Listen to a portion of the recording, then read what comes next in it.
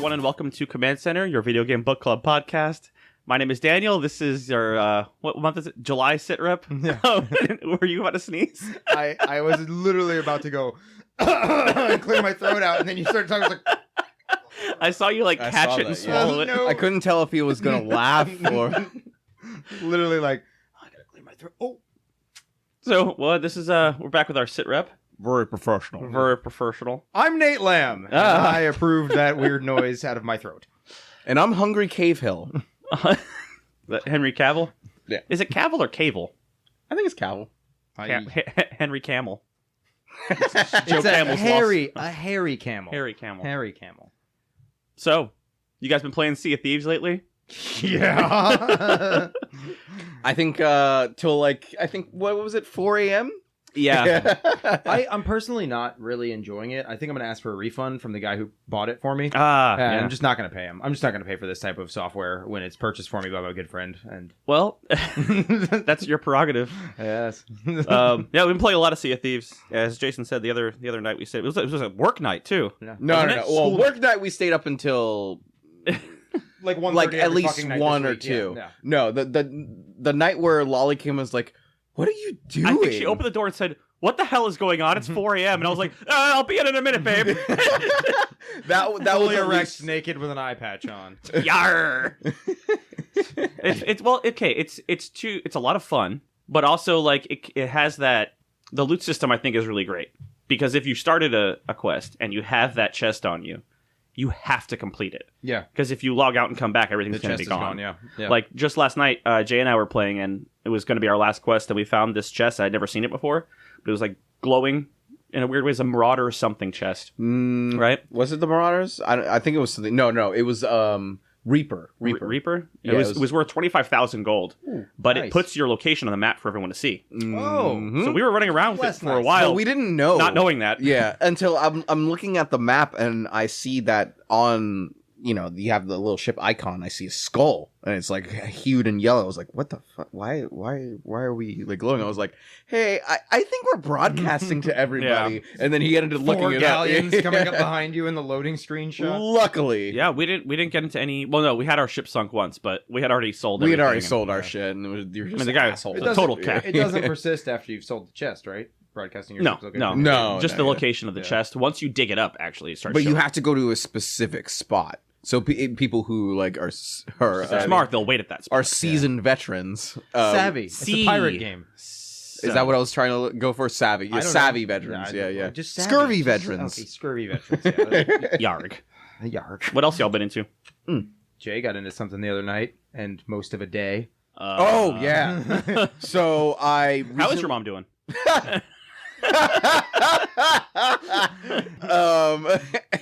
Anyway.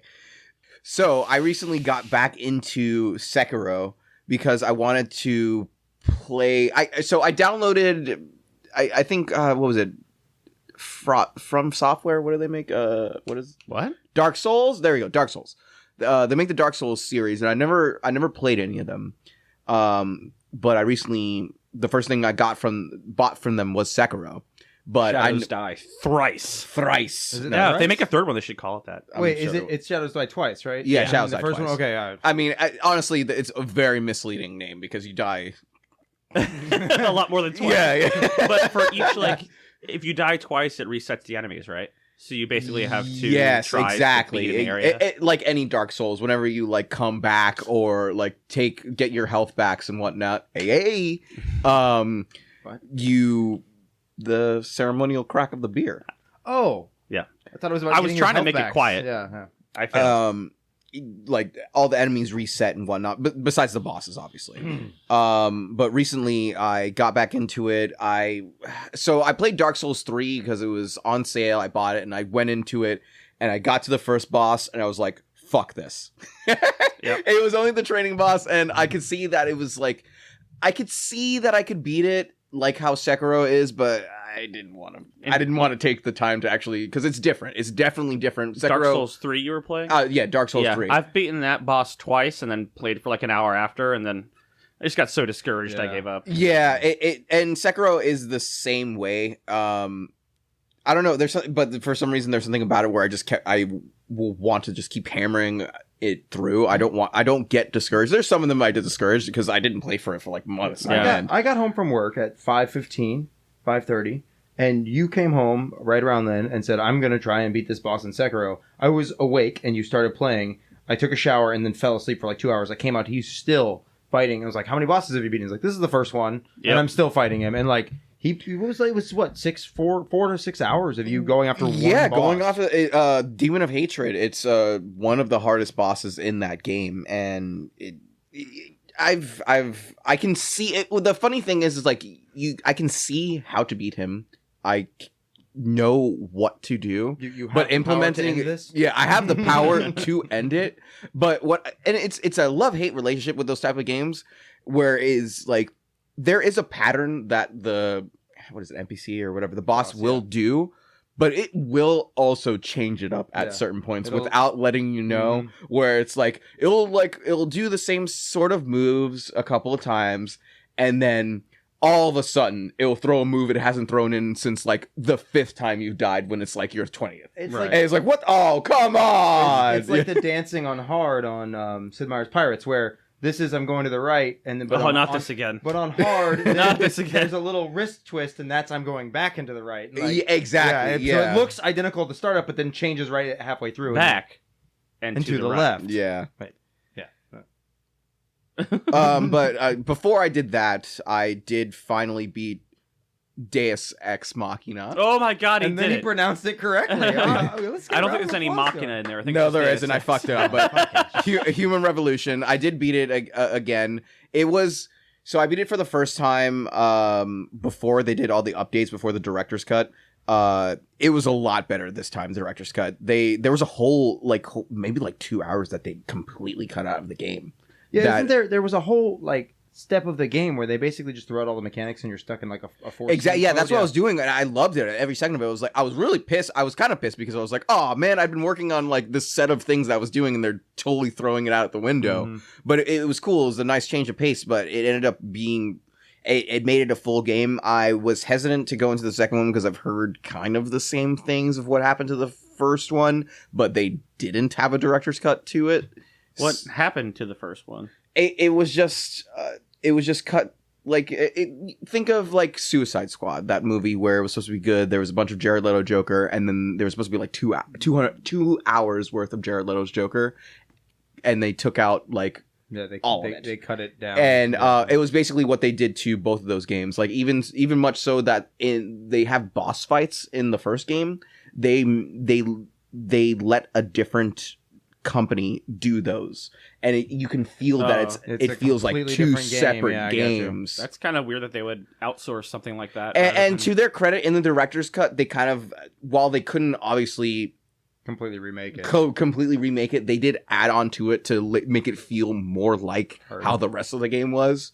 I will eventually go into the sequel. I just don't have high hopes if I'm going to enjoy it or not. Yeah, I've been when we're not staying up till 4 a.m. playing Sea of Thieves. I told you guys about it, going back through Red Dead Redemption 2. Oh yeah, I never beat it, but I did the same thing. I never beat it because I got so sidetracked with hunting and collecting things and finding legendary animals, and I was like, all right, this time I'm just not going to do that. I'm just going to play the story. I've probably played over 20 hours in the last 2 weeks. Only done 2 main missions. I'm all decked out with all the legendary animal gear and everything. Got the best horse, and now I'm the same thing. I'm like, ah. You told me the other day you were too afraid to use your best horse because last time it ran in front of a train and you. I had the White Arabian. I wasn't gonna get it this time, but I did. It wasn't my fault. I didn't go looking for it. I happened to be in the mountains and it just walked out in front of me. I'm playing. Yeah, I remember you telling me that. Yeah, I'm playing Fallout New Vegas, and I did the same thing I do in every Fallout game. It's I am not going to be a nerdy gunslinger like I am in every game. I'm not going to be all lockpicking medicine and guns. Oh shit! Now I'm lockpicking medicine and guns. Mm-hmm. But I got the mods to work. For anyone who's not played Fallout New Vegas because the game is so fucking unstable, it's a broken piece of garbage. It's an amazing game, but it literally is not stable on my machine, and I don't know if it's my machine or what. But you said you had a shit ton of mods installed on it too. So, and I've got the Platinum or whatever. It comes with all the DLCs. Literally, I can't play for more than 12 hours on a save file without the game crashing, the save file becoming corrupted, and it just never loads. So I got all the mods. There's a whole pack of mods that are stability mods. There's like 5 or 6 of them. One of them doubles the amount of RAM the game can use. That engine can only use 2 gigs of RAM. There's that. Game's not that old. It's 2012, I think. But so I downloaded all these mods hoping it would become stable. I played it for like 5 hours, and I was like, it's stable. And then the next day, same save, the load screen hang. Because on the launcher screen, it shows all the DLCs, and then there's a load loose files button that if you click it, this is on the Steam edition of the complete edition of Fallout New Vegas, when you click it, it loads everything that isn't a mod. Everything that isn't a DLC. Meaning all the mods that you put in that folder aren't loading until you click this one little gray box at the bottom of the list. And it's all the boxes are white and have black check marks, and this is just in gray, down beneath, so you don't think it's a mod. But once you click that, it's load loose files, and it's loading all the other files in your data folder, which is all the stability mods. So I did that. It's so much faster. It's definitely using double the RAM now. The textures, like, Bethesda games, like, hey, the textures just dropped out, and you just hope they come back and the game doesn't crash. They don't. It's a stable, complete game. Which, I mean, they had 18 months. I'm not criticizing. They made the best Fallout game in the history of Fallout in 18 months, when every other game's taken 4 to 6 years. So, like, I take the good with the bad. I mean, thank God for the workshop and modders. That's what throws me. Is it's not on Workshop anymore. They took. Oh, you just had to like find a website. I had to go to a website, download the files, and what is like this, 1997. I think it's because there's Bethesda hates that. What's the company that made New Vegas? Obsidian. Obsidian, yeah. Obsidian. They've done Knights of the Republic 2, and then they recently came out with a really good game that Dan has been playing, Outer Worlds. Oh yeah, actually, I haven't played since that first like week that I was playing. I don't know. It was really good. It's not that I didn't like it. I just didn't have the time to dedicate to it yet. I mean, now that we're playing Rogue Squadron, which I can finish that in like. Speaking of which, I got to borrow an Xbox controller from somebody. I have like 20 sitting right there. You cannot play that on a mouse. It is not playable on a mouse. I didn't plan to. Yeah, I tried. It does not work. But I figure I should have done that this month, since it's not going to take very long to do Rogue Squadron. But what are you going to do? Yeah, you're going to go after Hearts of Iron achievements. That's what I'm doing. Again. Yeah, forever. My entire life. My heart is made of iron. No, it's not. Well, what else? So in a bit of news, Ubisoft, I usually just call them Ubisoft because speaking of their recent press conference that, without E3 going on right now, was very lackluster. Oh, did they cancel E3? Yeah. E3 was completely canceled. They're not even going to do it? No, everybody's just doing their own thing. Microsoft. Oh, that's probably going to stick. Oh, of course. I bet E3 is dead. Honestly, E3 was already floundering. Mm-hmm. So I liked the last one we saw. Yeah, but like, I don't know. From what I've heard, I've never been to. It's like I've never been to like a San Diego Comic-Con. I've been down here, but like going to San Diego Comic-Con, it's like, oh, do you have like 5 hours of just standing in line and going to select shit? Mm-hmm. No, well, I don't want to do that. Just like I think it would have been cooler to still televise E3. Like, have an event where they all showcase their. Well, I think they still did. I know, like, because YouTube always had the YouTube that you could go on different channels and they'll show you different perspectives of E3. Right. But they should have just kept it to that. Well, which is what they're doing now. But every publisher now is just doing their own thing. So recently, Ubisoft, whatever, had their recent one, and it was just, man. Oh, so we were talking about this last night. I think it was 2 years ago at E3. We saw the Skull and Bones. Skull and Bones. Yeah, it looked kind of like Sea of Thieves, but more realistic. It was like if our listeners ever played Black Sails, Assassin's Creed Black Sails, it was basically if you just took the sailing and like ship pirating mechanics, made it its own game. It looked awesome. And we were both really excited about it. And then you gave me this little tidbit last night. Well, so we haven't heard, and I recently saw on like maybe like a month ago, What Culture made a video about like 10 games that you haven't heard from in a while that were like premiered, and that was one of them. And I was really disappointed. I was like, oh man, I was looking forward to that. And then recently, during whatever Ubisoft was doing, they said, all right, so Skull and Bones is going to be, they're retooling it to be a cross between Sea of Thieves and Fortnite. And I immediately was like, Yeah, Nate, your face says it all. I haven't heard anything about it, and I never played Black Flag or whatever. And so, like, what's the Assassin's Creed Black Flag? Creed. I never played it, and so I was going to ask, can you equate it at all to Black Wake, which is another pirate game we played? Yeah, pretty much. Yeah, I like Black Wake because, with the exception of like you don't have to douse the tubes on the cannons, but there's multiple steps to each thing, and you have a much larger crew. Loving Sea of Thieves, but It's just different. the fact that More like cratey. a sloop can be run by 2 people. You know, like and I mean, yeah, I don't want to be up in the sails running the rigging, but I like the idea of more people on the ships. And so going to Fortnite though, even more. Yeah, just like as what the much fuck does that cartoony- mean? Yeah. So to me, it sounds like they're gonna have battle royale with Flossing. ships, and it's like I would actually love that. literally exactly what I thought. I would love to do a battle royale with ships.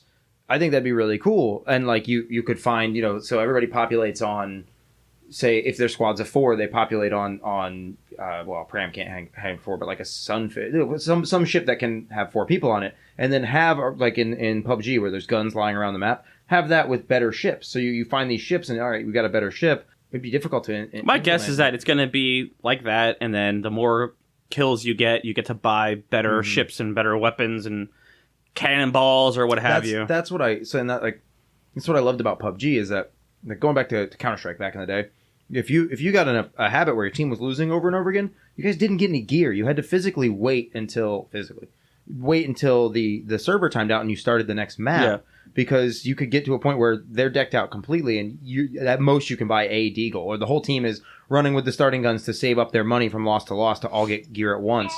And I would much rather like where you're not buying gear, but rather it's like PUBG where it's found around the map. What was that? Did you get? What was that? What the fuck was that? Was that a video call from Kelly? Yeah, I thought I recognized that voice. I thought I recognized that voice. Hey.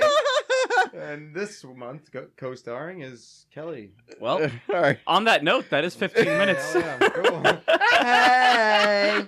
Hey, but so one other thing, talking about Ubisoft, I haven't listened to anything about what they did, but Far Cry 6 has the actor who played Breaking Bad, the yeah. Breaking Bad, Yeah. Chicken Brothers actor, Los Pollos Hermanos. You never watched Breaking Bad? The big Is bad. it the really like Gus, calm guy? Gus Fring. Yeah. Okay. He's modeled. I mean, it actually It's I don't know, man. looks a lot like It's cool, but if like he's doing the voice work, he is actually a quite good it just actor. it's very obviously a like, hey, look, we got this Yeah, person, you know. Hey, Which man. Far Cry, like, I don't get me wrong, I've never played any of the Far Cries, but from what I've seen and I've wanted to play them, like going for the first one, which is kind of funny. Oh, it's the first Breaking Bad. I mean, Better Call Saul, the first one that popularized the new formula for Far Cry was Far Cry 3. The guy who was like, do you know the definition of insanity or whatever the hell that line is? It's very famous from that fucking really game. lost me in that paragraph. That guy is way better.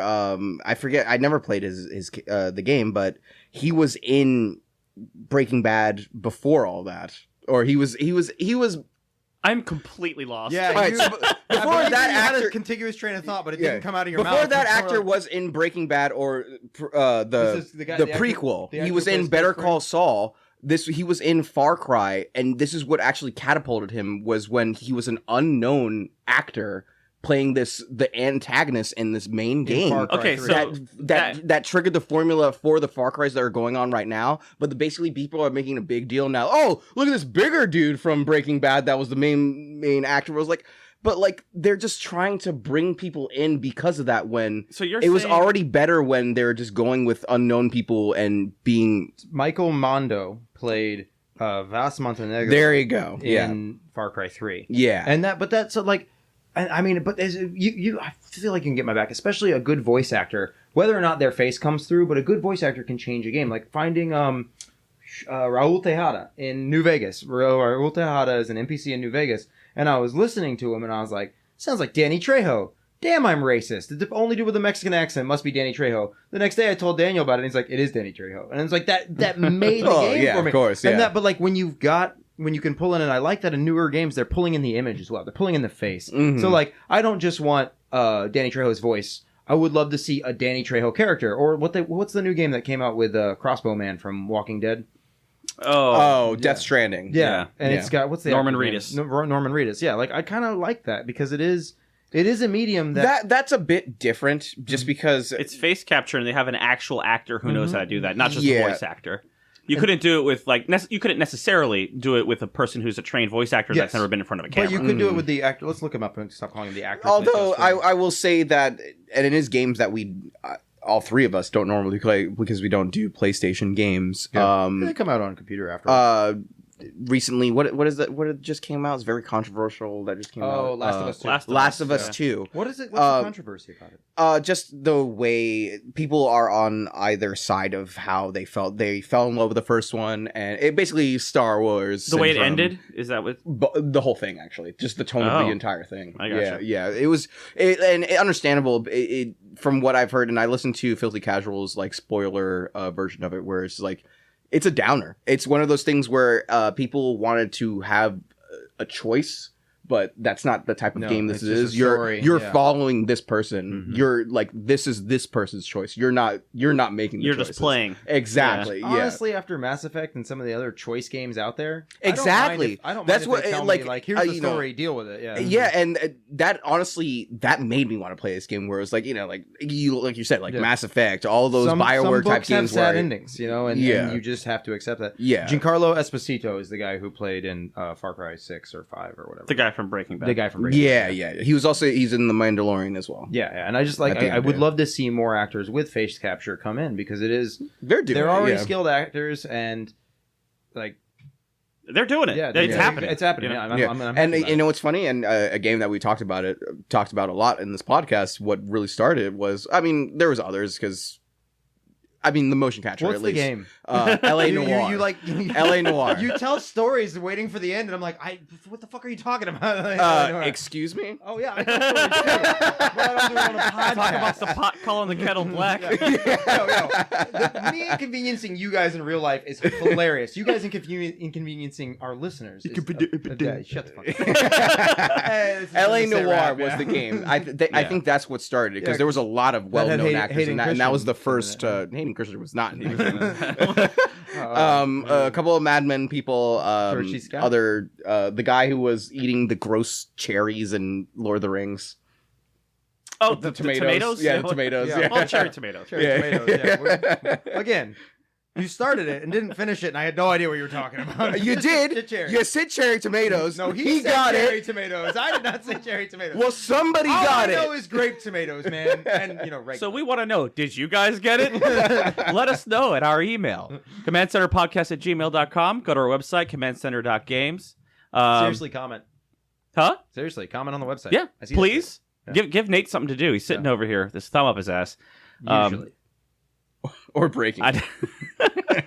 Go to our Facebook and bother Jason. Yeah. Go to Instagram. Bother me. We're all waiting for you to just be dicks and tell us how bad our podcast is. Yeah. So we'll see you at the end of the month. Make sure you're playing Rogue Squadron. Probably play it on Xbox or not Xbox, 64 if you have it. If you figure out how to play it on Xbox, let us know. Play it on the PlayStation. That'd be fucking sick.